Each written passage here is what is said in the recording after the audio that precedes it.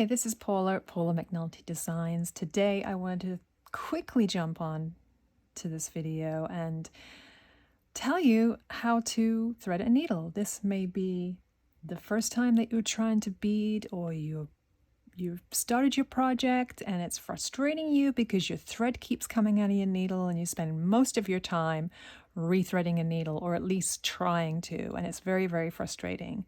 So I just wanted to show you a quick tip on what I do when that happens to me, or if I'm having some difficulty getting that thread onto the needle. So let's start off with the needles.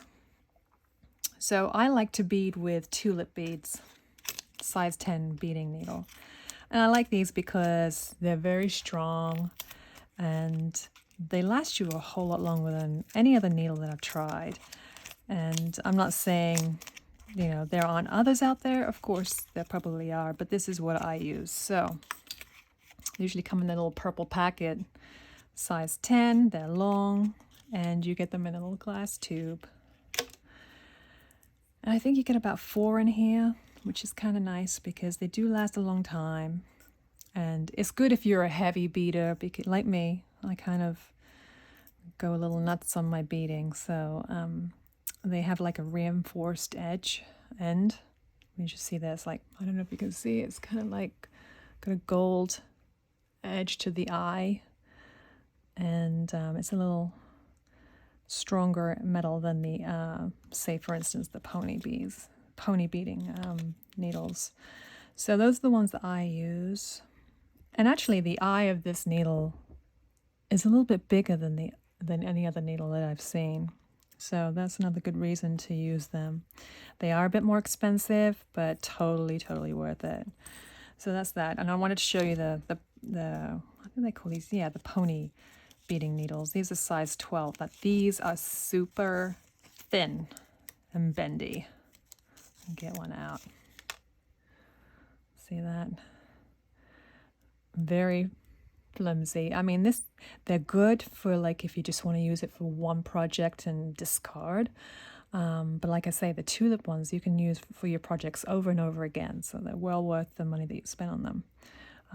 The eye of the needle is very tiny, so it's more difficult to thread that thread. So anyway, I'm going to show you both needles threading different kinds of thread. I'll put a link in the description of all the places I usually get these materials from, so you have some sort of reference of, if you wanted to purchase something that you see here today. Just know I am not an affiliate for any of these companies. I am not sponsored to mention these. These are just ones that I like to use, and they are just my preference. Of course, there are other options out there you can use that you might prefer, but it's just there if you want to, do your research and look into some of the products here. So when I was a kid, I started doing regular embroidery. My mom taught me how to do that, but she always told me that I threaded my needle backwards. I think that was the term she used. You thread your needle backwards. And I was like, okay, I don't know how to thread it forwards. Okay, so let's, she tried to show me. I just couldn't get it. So if you see me in this demonstration and it looks like I'm doing it completely against what everybody else does, well, maybe it's a unique way, but it works. And hopefully you might pick up something that will help you too. So also you need to consider your threads. So the wax threads are the braided threads, which are really like your Fireline and Wildfire. These I find are simpler to thread because they do have that waxy finish to it, which makes it a little bit more slippery to go through. And but it does cause a problem with the end when you cut it, because it kind of balls up on the end, which makes it like more difficult to get through a very small eye, say like on the pony bead needle. And then you have like your 1G thread, which is your seed bead thread, which is a little thicker, as you can see. I do wax this normally when I use it, but either way, it's still tricky to get in because of the thickness.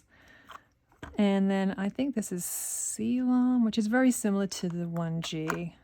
I just got this roll, so. But again, it's that nylon thread. It's slick, but it's thicker, so it's a little tricky to thread. So here's what I do. Oh, and also, it's always good to have a pair of sharp scissors. Little scissors I find are very handy when beading. And I use this all the time. This is my bead thread burner. You click it up and see the smoke.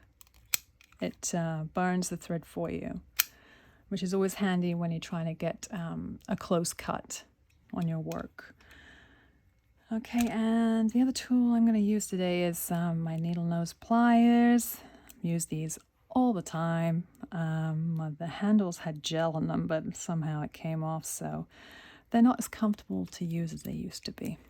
But anyway, handy anyway. So, okay, so I'm going to cut a piece of thread off. Let's start with the fire line. Hopefully you can see this. This is super thin. This is 6-pound fire line.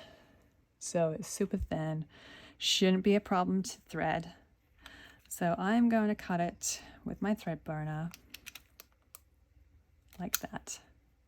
Now, when you cut thread, this is the little trick, I guess. I don't know if it's really super secret trick, but it's just what I know. So when you thread burn that, it leaves like a little ball on the end because it's melted that like waxy substance on the outside. So when you think about it, something round is not going to easily go through something that's very small and rectangle, like so, right? So what I do when I thread my needles, every time I take my pliers and I like to give that a little squeeze on the end. You see how that's flattened? I don't know if you can see that. It's flattened the thread. So now I'll take the pony needle first. Oh, and this is what I do. I always thread the needle, right? I don't, well, saying that's silly. I always thread the needle onto the thread rather than thread the needle through the needle. Does that make sense? I kind of do it backwards, don't I, Mum? Anyway, so here's what I do. I usually hold it in my left hand. If you're a righty, hold it in your left hand. You flattened your thread and take your needle. And I have terrible eyesight in trying to do this through the camera, but I'll do that. And thread the needle right on top of your, no, almost got it. Thread the needle onto your thread. See how I got that on there quite easily? And then pull it through with your fingertips. Voila. That needle is threaded. Okay, so that's easy. So that's my little thing, is that you always use your needle nose pliers and thread the needle onto the thread. You might find that tricky to do, and you can do it the other way around if you prefer. That's not really the important part. Okay, I'm going to snip this with my scissors this time. So this is the 1G. I hope I'm staying in camera because I'm not used to doing videos and I really don't have a terrific setup here, but I'm doing my best. And I hope the lighting is good too, and you can see this. Okay, so I'm taking my needle nose pliers and giving that a squeeze. See that? That's now flat. I'm going to take my tulip bead, and you'll see it's a lot thicker. The eye is a lot more open. I'm going to thread that. Oh, my eyesight is so bad. Hold on. And we have liftoff. Super easy. And this is, like I say, is so much more room in the end of this needle. Okay, so we got that one on. Now, we'll try this one. Might be a little bit more thicker than the 1G thread, so we'll try it. I'm going to thread burn it.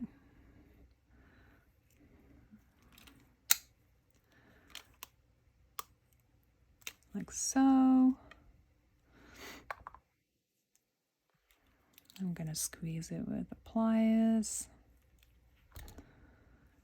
And let's do the pony bead since that's the smaller one. Okay, pony needle. And you can go ahead and just use your finger and thumb to make it super flat if you've disturbed it. And, oh, I still have thread on my old needle. Here we go. There we go. Super simple. I'm not sure if I could even do it the other way around and like put the thread through the needle. Maybe I should try that. Here we go. Let's see if I can do it. Challenge myself. Okay, here we go. Ah, almost. That just seems so much more trickier to me. I think it's so much easier taking the needle and guiding the needle onto the thread than the other way around. But there you go. So I'm hoping that little technique will help you lose some of the frustration of trying to get started with your beading, or if you're, already beading and you're doing, some magnificent work, it just quickens the process if your thread comes off your needle like 100 times in a minute, because we've all been there and it's really frustrating. Okay, so that's just the tip for today. I hope you enjoyed that. If you like this video, give it a thumbs up. Consider subscribing to my channel. I'm going to try and do a lot more videos, little tips, little hacks to help you along your beading way. And I will see you next time. Thank you.